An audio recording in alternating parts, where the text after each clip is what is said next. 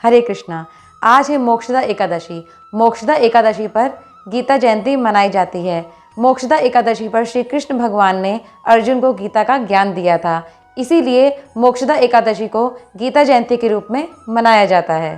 गीता का ज्ञान श्री कृष्ण भगवान ने जो अर्जुन को दिया था, उस शास्त्र को हम लोग गीतोपनिषद या श्रीमद् भगवद गीता के नाम से जानते हैं। श्रीमद् भगवद गीता में श्रीमद् का अर्थ है पवित्र, भगवत का अर्थ है भगवान और गीता का अर्थ है गीत।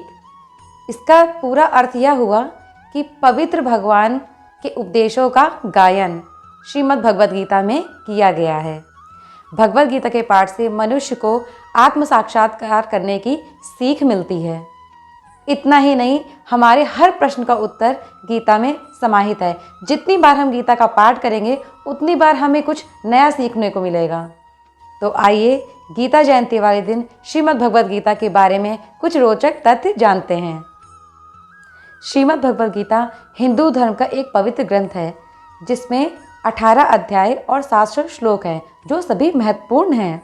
महाभारत का युद्ध जब कुरुक्षेत्र में हुआ था, तो श्री कृष्ण ने अर्जुन को जो उपदेश दिया था, वह है श्रीमद् भगवद गीता।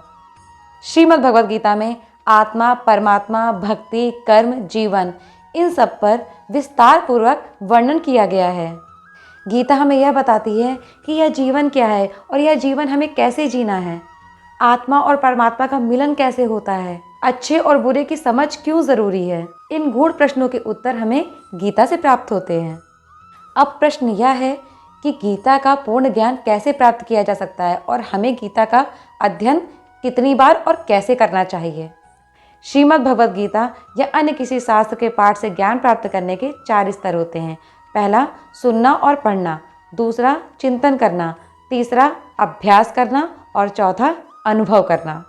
मेरे द्वारा बताए हुए इन 4 स्तर से गुजरने के बाद आप श्रीमद् भगवद गीता का ज्ञान प्राप्त कर सकते हैं। इसका अर्थ यह है कि आपको सबसे पहले श्रवण करना है, अर्थात सुनना है, फिर खुद पढ़ना है, पढ़ने के बाद आपको चिंतन करना है, चिंतन करने के बाद आपको अभ्यास करना है, और जब आपको अभ्यास हो जाएगा तो आपको अनुभव भी होने लगेगा। श्रीमद् भगवद गीता के ज्ञान को अगर हम पढ़कर और सुनकर छोड़ देंगे तो उसका फल हमें कैसे प्राप्त होगा। यही बात श्रीमद् भगवद गीता के ऊपर भी लागू होती है। अगर श्रीमद् भगवद गीता में दिए गए उपदेशों का अगर हम पालन करते हैं तो हमें सुपरिणाम प्राप्त होंगे। तो आइए गीता जयंती के शुभ दिन पर हरे कृष्ण महामंत्र का जप करते हैं। हरे कृष्ण कृष्ण कृष्ण हरे हरे, हरे राम राम राम हरे हरे। हरे कृष्णा।